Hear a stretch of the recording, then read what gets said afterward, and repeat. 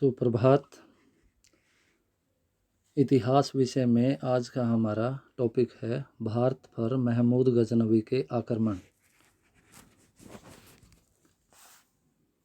जैसा कि हम देखते हैं कि अरब लोग सिंधु के पश्चिम किनारों से आगे नहीं बढ़ सके थे। उन्होंने केवल मुल्तान और मैसूर तक ही अपना राज्य कायम किया था, मंसूर तक।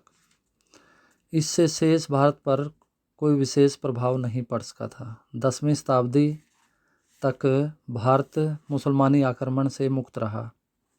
खिलाफत के हेर फेर के कारण वहाँ अरब के स्थान पर अब तुर्कों की प्रधानता हो गई और खिलाफत का साम्राज्य छिन्न भिन्न होकर टुकड़ों में बंट गया। फारस और तुर्किस्तान में नए राज्य की स्थापना हुई। इन राज्यों में सबसे प्रसिद्ध राज्य समानी वंश का था, जो महमूद गजनवी से संबंध रखता है बाद में।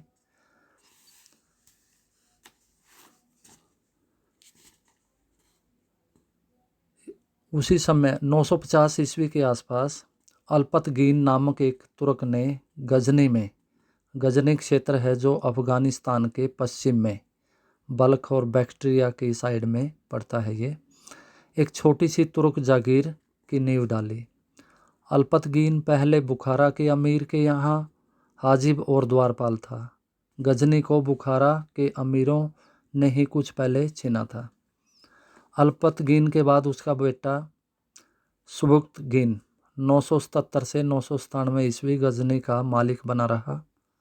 वह प्रारंभ में खुरासान के सरहदी तुर्क का गुलाम था। 977 ईस्वी में गजनी पर अधिकार कर वह स्वतंत्र हो गया और अपना साम्राज्य पूर्व और पश्चिम में फैलाने लगा। उसका उद्देश्य राजनैतिक था। उसने अपने साम्राज्य के क्रम में उसने मुसलमानों को भी नहीं छोड़ा। उसने राज्य में शांति और न्याय की स्थापना की। उसके बाद उसने भारतीय सीमा पर आक्रमण शुरू कर दिया। भारतीय राजाओं से मुठभेड़ हुई। उसी समय अफगानिस्तान शाही राजा जयपाल के अधीन था।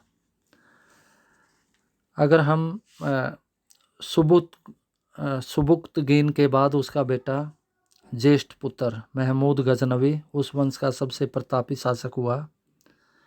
उसने अपने पिता के दिग्विजय के स्वप्न को साकार किया। उसने सुदूर प्रदेशों में अपनी विजय पताका फहराई। जैसे कि आप इस मैप में देख सकते हैं कि जो ये डार्क ग्रीन है जो अफ़गानिस्तान के क्षेत्र के आसपास दिखाई दे रहा है, इसमें हम देखते हैं कि आजकल का अफ़गानिस्तान के पश्चिम में बल्ख, बैक्ट्रिया, समानी, तुर्किस्तान, किर्गिस्तान और नीचे ईरान का जिसको खुरासान, ईरान और बैक्ट्रिया के बीच में खुरासान और फारस जिसको ईरान कहते हैं आजकल, ये सारा क्षेत्र इसके प्रभाव क्षेत्र में आ गया। और उसके बाद इसने 1000 से 1026 ईस्वी तक 17 आक्रमण किए भारत के ऊपर, और जिसमें इसने मुख्य रूप से जयपाल के साथ युद्ध, जो पश्चिमी सीमा प्रांत आजकल का पाकिस्तान के सिंधु नदी के ऊपर का क्षेत्र जिसमें अफ़गानिस्तान भी आता है, मुल्तान, इधर भारत की तरफ कांगड़ा हिमाचल प्रदेश में, थानेश्वर ये हरियाणा में, कुरुक्षेत्र, कालिंजर, कन्नौज, ग्वालियर और सोमनाथ और मथुरा का केशव राय मंदिर, मुख्य रूप से ये मंदिर, और इसी तरह से नारायणपुर, अलवर, ये मुख्य 17 आक्रमण इसके थे। और इसमें हम देखते हैं कि ये मैंने इसमें 2 लिंक दिए हैं, महमूद ऑफ गजनी विकिपीडिया। ये आप विकिपीडिया पर खोल के इसको देखेंगे कि इसमें आप को ये एक अलग एंगल है पढ़ने का। इसमें आप विकिपीडिया पे भी इसका क्वेश्चन देख सकते हैं, हिंदी में है। और इसी तरह से ये दूसरा एंगल मैंने इसमें लिंक दिया है, इसको खोल के भी आप, ये यूट्यूब का लिंक है, ये आप डाउनलोड कीजिए गूगल पे और अपने आसपास की दुकानों पे क्यूआर पेमेंट्स कीजिए जल्दी से, पर बैंक और गूगल पे दोनों की सिक्योरिटी के साथ। जल्दी करें। यहाँ वीडियो देख सकते दोस्तों बताना चाहता हूँ और उसके बाद मैंने बिल्कुल छांट के इसमें बिल्कुल एक शोध के माध्यम से ये आपके पास ये टेक्स्ट भेजा है। इसमें हम देखते हैं कि महमूद गजनवी 971 से 1030 मध्य अफ़गानिस्तान में केंद्रित गजनवी वंश का महत्वपूर्ण शासक था, जो पूर्वी ईरान के साम्राज्य के लिए विस्तार के लिए जाना जाता है। वह तुर्क मूल का था और अपने समकालीन सेल्जुक तुर्कों की तरह पूर्व में एक सुन्नी इस्लामी साम्राज्य बनाने में सफल हुआ। इसमें थोड़ा सा आपके लिए मैं बता दूं कि ये तुर्क और कई बार ये मुस्लिम खिलाफत ये कई शब्द आएंगे इसमें। ये जो डार्क इसको आप ग्रीन कहेंगे या थोड़ा सा लाइट ग्रीन कहेंगे, ये क्षेत्र है जो अफ़गानिस्तान के आसपास ये अरब क्षेत्र में, तुर्किस्तान इसमें आता है, किर्गिस्तान, ये क्षेत्र में अगर हम दक्षिण की तरफ देखें जिसमें ईरान इराक की बात करें, सऊदी अरब की बात करें, ये अरब क्षेत्र है। और जो तुर्की और अफ़गानिस्तान के क्षेत्र के आसपास पड़ता है, इसमें लाइट ग्रीन में आप देख सकते हैं कि ये क्षेत्र जो तुर्की से पूर्व में अफ़गानिस्तान तक, जिसमें बल्ख, बैक्ट्रिया, समानी और फिर अफ़गानिस्तान तक ये जुड़ जाता है, जिसमें गजनी प्रदेश, ये तुर्क भाषी क्षेत्र है सारा का सारा। इससे ऊपर किर्गिस्तान, कजाकिस्तान, ये सारा तुर्क भाषा इसमें बोली जाती है। हालांकि ये 10वीं शताब्दी तक देखते हैं कि जो इस्लाम जो ये सऊदी अरब के क्षेत्र में, इराक के क्षेत्र में जो चला था, वो अब यहाँ तक जिसमें तुर्किस्तान भी लगभग कवर हो गया है और ये अफ़गानिस्तान के रास्ते भारत की तरफ बढ़ रहा है इसका फैलाव। तो ये इसलिए इनको तुर्क बोला जाता है।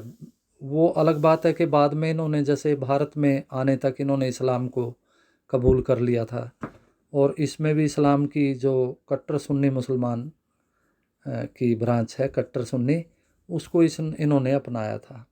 तो ये भारत की तरफ बढ़ता है महमूद गजनवी, जिसका समय है 971 से 1030, लेकिन पहला आक्रमण 1000 ईस्वी में इसका भारत पर होता है। तो इस तरह हम देखते हैं कि अफ़गानिस्तान, पाकिस्तान और उत्तर पश्चिमी भारत इसने अपने शामिल कर लिए थे। और इसमें इतिहासकार कई बार बोलते हैं कि ये अपने साम्राज्य विस्तार के लिए भारत की तरफ बढ़ा था, लेकिन कुछ इतिहासकार हैं जैसे वो बोलते हैं, जिसमें उत्बी इसके समय का इतिहासकार है, अलबेरूनी इसके समय का इतिहासकार है। वो कहते हैं कि वो अरब क्षेत्र के इतिहासकार हैं इसके साथ, जो अलबेरूनी इसके बारे में लिखता है, उत्बी इसके बारे में लिखता है कि ये इस्लाम के प्रचार के लिए भारत की तरफ बढ़ा था। लेकिन कुछ इतिहासकार इस बात को नकार देते हैं।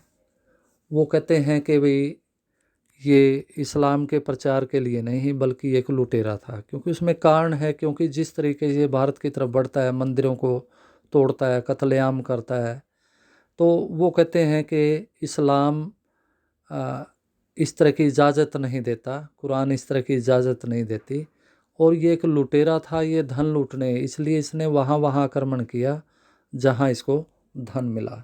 तो इसमें देखते हैं भारत पर पहला आक्रमण देखते हैं 999 ईस्वी में महमूद गजनवी सिंहासन पर बैठा।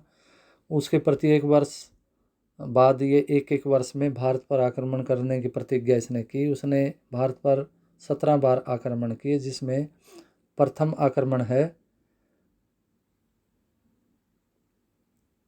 जो सीमावर्ती क्षेत्रों में था, ये कोई ज़्यादा इसकी इम्पोर्टेंस नहीं है, लेकिन दूसरा आक्रमण ये करता है अभियान में महमूद गजनवी सीमांत प्रदेशों में शासक जयपाल के विरुद्ध करता है ये, और उसकी राजधानी बहिंद पर अधिकार कर लेता है। और जयपाल इस राज्य के अपमान को सहन नहीं कर सका और उसने आग में जलकर आत्मदाह कर लिया। तो यहाँ ये देखने वाली बात ये है कि उसने अपने पुत्र को शासन सौंपकर और खुद वो अपमान का बदला, न अपमान को वो सहन इसका, लेकिन इसका मुकाबला वो नहीं कर पाया था। तो उसके बाद नेक्स्ट आक्रमण है इसका तीसरा, ये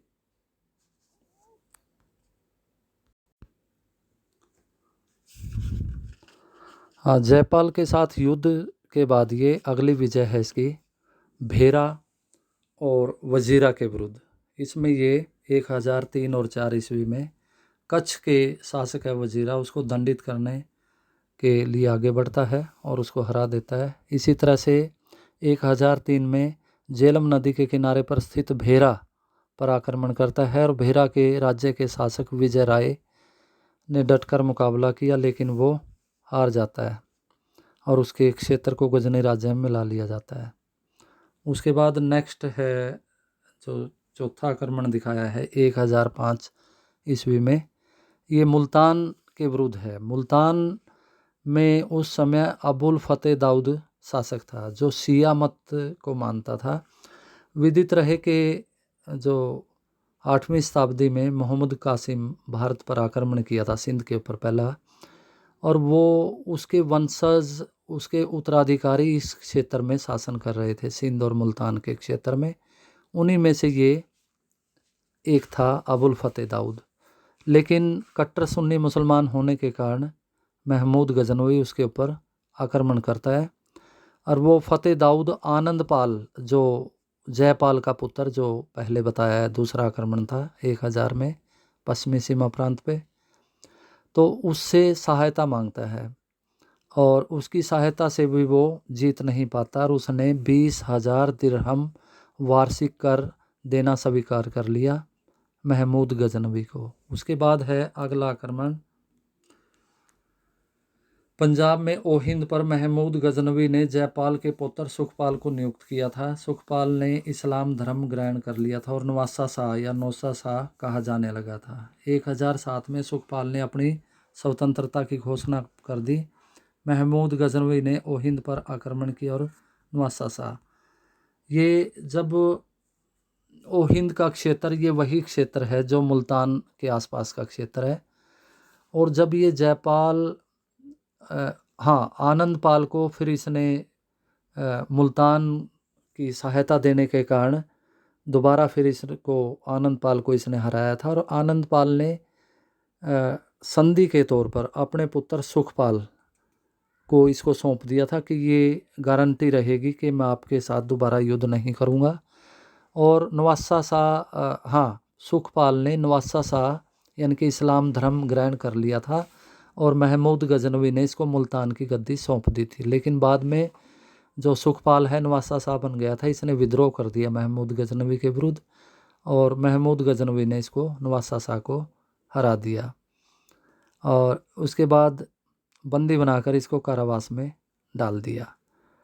तो 1008 में फिर ये आनंदपाल को पराजित करता है दोबारा फिर, क्योंकि आनंदपाल इसके बिल्कुल रास्ते में, जैसे अफ़गानिस्तान के रास्ते से भारत की तरफ आगे बढ़ता है, तो बीच में आनंदपाल यानी कि जो जयपाल था सबसे पहले, उसके बाद आनंदपाल, तो ये पश्चिमी हिंदू एक बहुत बड़ा क्षेत्र पड़ता था। अफ़गानिस्तान का काफ़ी हिस्सा था, पेशावर और लाहौर से ऊपर का क्षेत्र इसके क्षेत्र में आता था, साम्राज्य में आता था।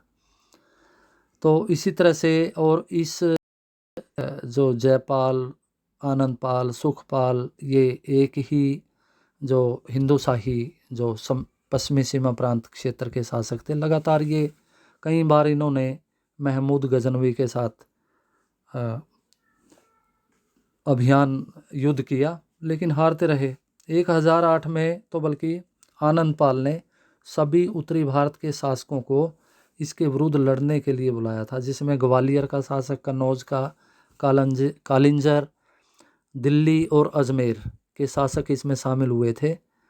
और डॉक्टर ईश्वरी प्रसाद इस युद्ध के बारे में बोलता है कि हिंदू संस्कृति और सभ्यता को बचाने के लिए जाति, धर्म, देशभक्ति, संयुक्त शक्ति ने महमूद के विरुद्ध मोर्चा लगा दिया और खोखर जो सिंध के आसपास के क्षेत्र में थे ने भी आनंदपाल का साथ दिया। ओहिंद नदी के स्थान पर दोनों के बीच में मुकाबला हुआ, लेकिन इसमें आनंदपाल जीतता हुआ दिखाई दे रहा था और उसकी महमूद गजनवी की सेना को काफ़ी क्षति पहुंच गई थी। परंतु अचानक आनंदपाल का हाथी बेकाबू होकर युद्ध क्षेत्र से आनंदपाल को लेकर भाग गया। तो इसी बीच में सेना में भगदड़ मच गई और महमूद की जीत हुई। तो ये एक अंतिम प्रयास था जो तुर्कों को रोकने के लिए, जो असफल सिद्ध हुआ। इसमें ये पॉइंट में जैसे ज़्यादा डिटेल नहीं है, इसमें मैंने ऊपर 2 लिंक दिए हैं, उन लिंक को भी आप ज़रूर प्रेस करके और अलग अलग एंगल से आप इसके आंसर को पढ़ेंगे। उसके बाद है 1009 में का आक्रमण है, और ये है नगरकोट कांगड़ा और नारायणपुर अलवर के क्षेत्र में, ये 2 आक्रमण हैं।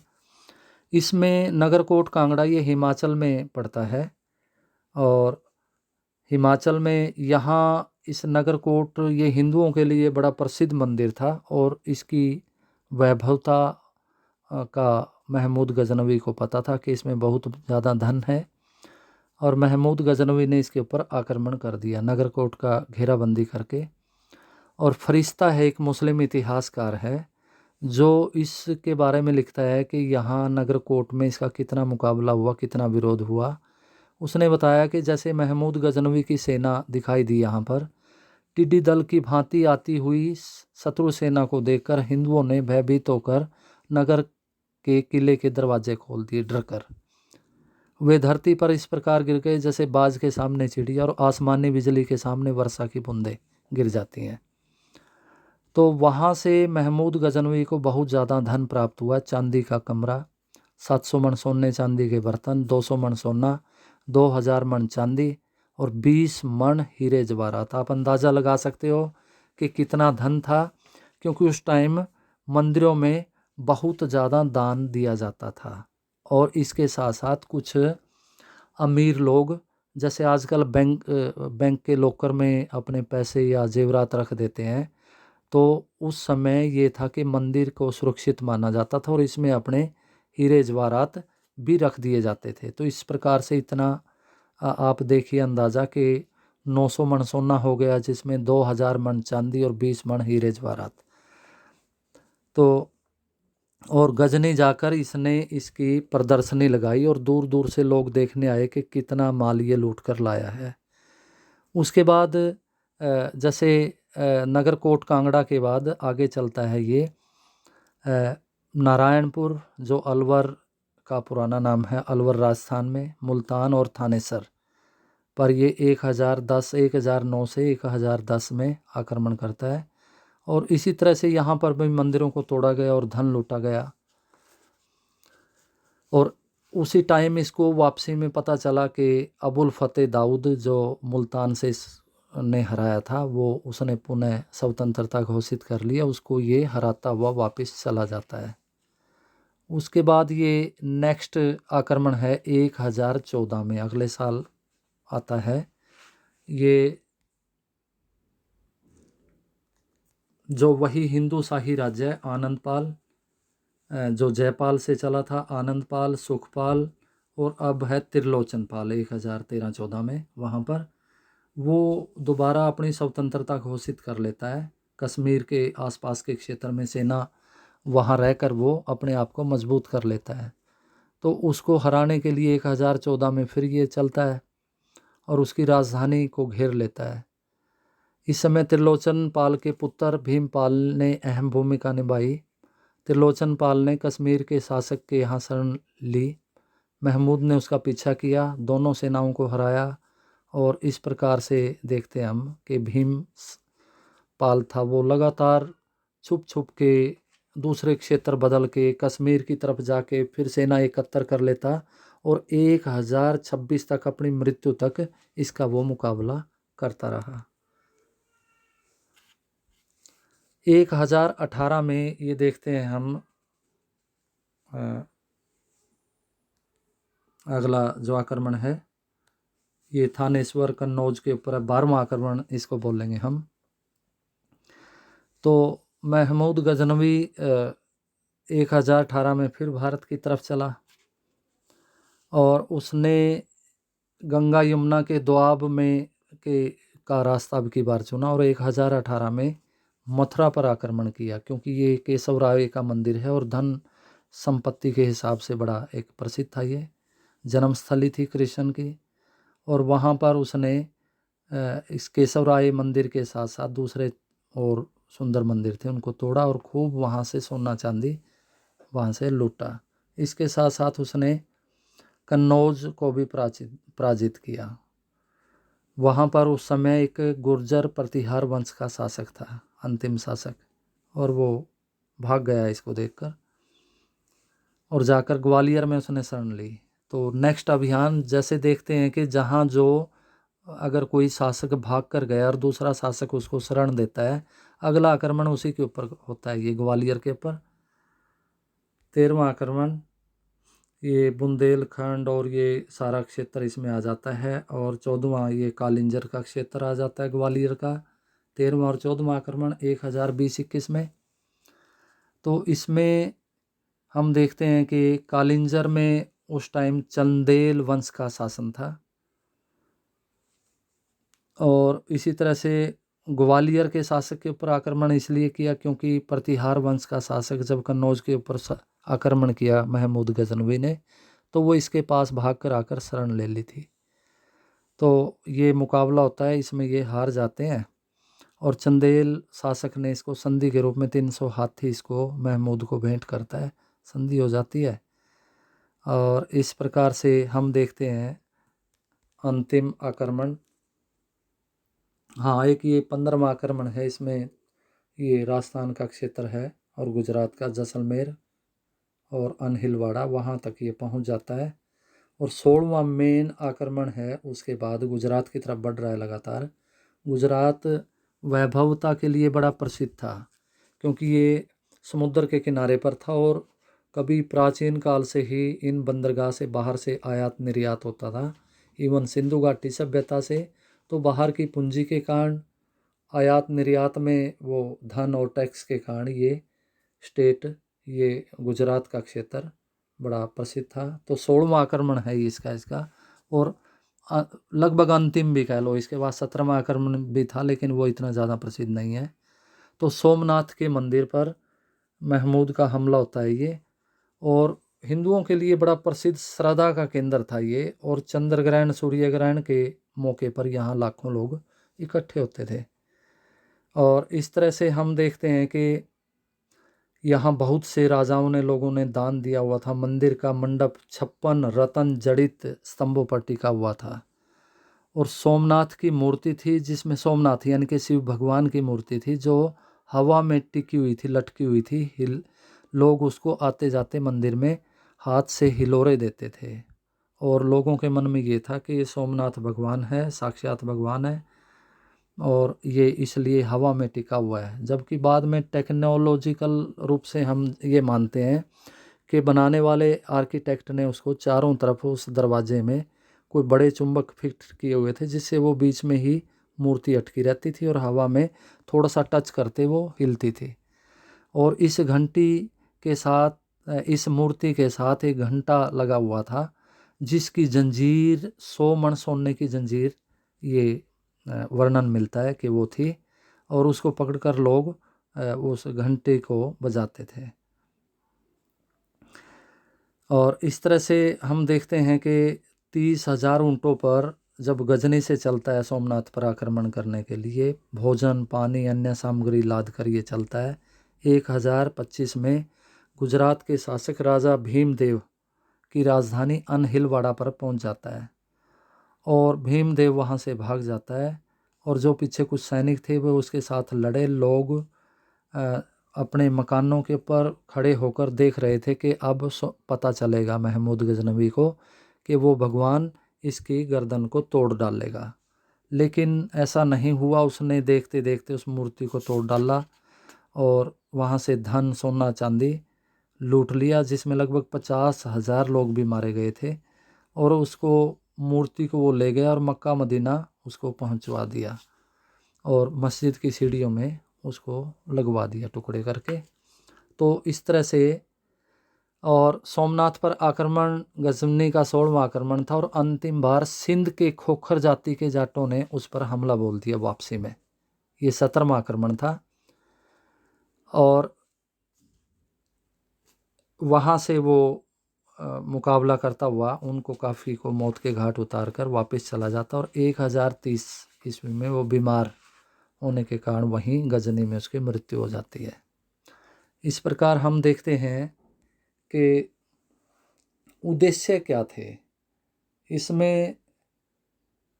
अलग अलग हम देखते हैं कि जैसे कोई कहता है कि वो मूर्ति भंजक आक्रमणकारी थे, यानी कि हिंदू धर्म को नष्ट करना चाहता था, वो धार्मिक उद्देश्य था उसका, और इसलिए बहुत सारे मंदिरों के ऊपर अटैक किया उसने। लेकिन दूसरा इतिहासकार ये कहता है कि नहीं, उसने उन्हीं मंदिरों के ऊपर उसी जगह पर आक्रमण किया जहाँ बहुत ज़्यादा धन था, और वो धन प्राप्त करने के लिए यहाँ पर आया था। तो और इस तरह से कुछ कहते हैं कि उसका उद्देश्य राजनैतिक था, साम्राज्य विस्तार। लेकिन अगर साम्राज्य विस्तार उद्देश्य होता, वो धन लूटकर वापस चला जाता था। उसने कोई राजनैतिक संगठन, राजनैतिक व्यवस्था, प्रशासनिक प्रबंध, कोई सूबेदार, कोई कर्मचारी, कोई सेना, कोई पुलिस का यहाँ कोई प्रबंध नहीं रखा, और वो वापस चला गया। और उसके बाद देखते हैं जैसे उसके वापस 1026 में 17वें आक्रमण के बाद वो मुल्क पंजाब तक का क्षेत्र अपने अधीन रखता है, और बाकी सारा प्रदेश जितने भी आक्रमण किए, चाहे वो कालिंजर था, अजमेर था, नारायणपुर, अलवर था, नगरकोट कांगड़ा था, कन्नौज था, बुंदेलखंड था, कालिंजर, ये सारा नहिलवाड़ा गुजरात था, सारा वो आज़ाद छोड़ देता है। तो कुछ ये भी है कि इसके आक्रमण के प्रभाव क्या पड़े, जिसको हम महत्व भी कह सकते हैं। एक तो इस्लाम का प्रवेश हो गया भारत में, दूसरा है तुर्की शासन पद्धति प्रणाली का प्रवेश हो गया, क्योंकि इससे पहले जितने भी आक्रमणकारी भारत में आए, जिनमें हूण, शक, कुषाण, पार्थियन, यूनानी, खुरासानी, ये बहुत सारे आक्रमणकारी आए, लेकिन ये आकर या तो आक्रमण करके चले जाते थे, या फिर बहुत सारे जैसे कुषाण है यहीं पर बस गए और यहीं आत्मसात हो गए, एसिमिलेट हो गए। आज उनका हम ये नहीं बता सकते कि कोई इनमें से हुण है, शक है, कुषाण है, यूनानी, पार्थियन, कुछ भी इस तरह का। लेकिन इन्होंने अपनी पहचान अलग रखी, जैसे धर्म के तौर पर, और जो तुर्किस्तान, तुर्की क्षेत्र की, अरब क्षेत्र की कल्चर थी, जिसमें भाषा भी है, शब्द भी हैं, जिसमें लिखने की कला है, जिसमें कागज़ का प्रयोग है, जिसमें और बहुत सारी इस तरह की चीज़ें हैं, व्यापारिक गतिविधियों जैसी। तो ये भाषा के तौर पर हम देखते हैं, पहनावा, भवन निर्माण कला, ये सारी यहाँ पर आकर भारत के क्षेत्र में प्रचलित हो गई, और बाद में इसको फिर हिंदू इस्लामिक भी बोला गया, हिंदू अरबी भी बोला गया, क्योंकि कुछ जब भी कोई आर्किटेक्चर बना, कोई भवन बना, उसमें अगर इन मुस्लिम शासकों ने बनवाया तो उसमें कुछ मुस्लिम कारीगर भी होते थे, हिंदू कारीगर, दोनों अपनी अपनी छाप छोड़ते थे। इसलिए एक मिश्रित सी व्यवस्था हम देखते हैं। और इस तरह से हम ये कुछ क्वेश्चन दिए हुए हैं इसी से संबंधित। जैसे गजनी वंश का संस्थापक कौन था? अल्पतगीन, जो शुरू में गजनी वंश की स्थापना की थी। महमूद गजनवी कौन था? ये अल्पतगीन जो ऊपर फर्स्ट पर्सन में है, इसका पुत्र सुबुतगीन था, यानी कि महमूद गजनवी का दादा था अल्पतगीन। 997 में इसकी मृत्यु हो गई थी। उसके बाद महमूद गजनवी गद्दी पर बैठा था। उसके बाद है किस वंश का था? अब महमूद गजनवी, गजनी प्रदेश से इनकी शुरुआत हुई थी, इसलिए इसको गजनवी इसके साथ लग गया वंश। महमूद गजनवी का जन्म कब और कहाँ हुआ था? महमूद गजनवी का जन्म 1 नवंबर 1971 को हुआ। 998 ईस्वी में गजनी के राज सिंहासन पर ये बैठा था, वहीं गजनी में। महमूद गजनवी भारत कब आया? 1000 ईस्वी में। और ये सेनापति की बात है, उसका सेनापति मलिक अयाज सुल्तान। महमूद गजनवी का दरबारी कवि कौन था? फिरदौसी। महमूद गजनवी ने भारत पर कितनी बार आक्रमण किया? 17 बार, 1000 से 1027 तक। महमूद गजनवी का प्रथम आक्रमण कब हुआ? 1000 ईस्वी में। महमूद गजनवी ने भारत पर पहला आक्रमण किया 1000 ईस्वी में जयपाल के विरुद्ध, हिंदू शाही जो शासक था। महमूद गजनवी का अंतिम आक्रमण 1027 में जाटों और खोखरों ने इसको पराजित किया, जो सिंध क्षेत्र में बसते हैं। सुल्तान महमूद का भारत पर 16वां आक्रमण करने का प्रमुख कारण क्या था? भारत के में अकूत धन संपत्ति लूटना चाहता था। महमूद गजनवी का सोमनाथ पर आक्रमण 1025 में, उसी को 16वां आक्रमण कहते हैं। महमूद गजनवी की उपाधि क्या थी? महमूद गजनवी को यामीन उद उल्ला की उपाधियाँ, उसके वंश को यामीनी वंश कहा जाता है। ये पदवियाँ जो खलीफा द्वारा दी जाती थी पहली बार किसी शासक ने, और इससे पहले हम देखते हैं यदि गजनी वंश से पहले जो खलीफा होता था वो पूरे अरब क्षेत्र का सबसे बड़ा बादशाह माना जाता था। लेकिन जो लगभग 9वीं शताब्दी में आकर हम देखते हैं कि अब्बासी खलीफा हुए हैं, वो उनके खात्मे के बाद खलीफाबाद में भी रहे और गद्दी अलग अलग देश में रही, कभी मक्का में, कभी मदीना में, कभी मिस्र में, कभी तुर्की में, लेकिन वो प्रभाव नहीं रहा। अब उस प्रभाव से क्या है, इसमें हम देखते हैं कि बहुत सारे इस अरब क्षेत्र में स्वतंत्र शासक उभर कर आ गए, जिसमें ये गजनी वंश भी था, बाद में गौरी वंश है।